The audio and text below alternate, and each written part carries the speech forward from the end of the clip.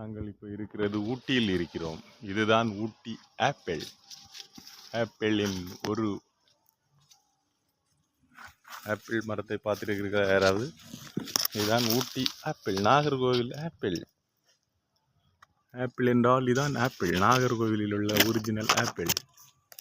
சாப்பிடுவதற்கு அழகாக இருக்கும், கொத்து கொத்தாக காய்த்து இருக்கிறது.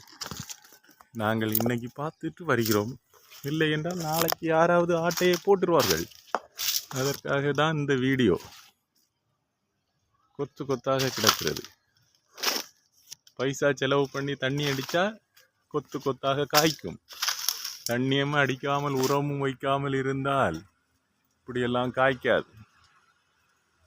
பாட்டிகள் நல்லா விரும்பி விரும்பி சாப்பிடக்கூடிய பழம் water apple.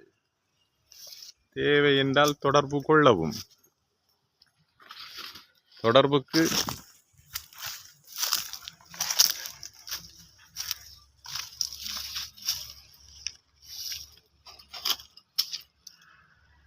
Apple, water apple.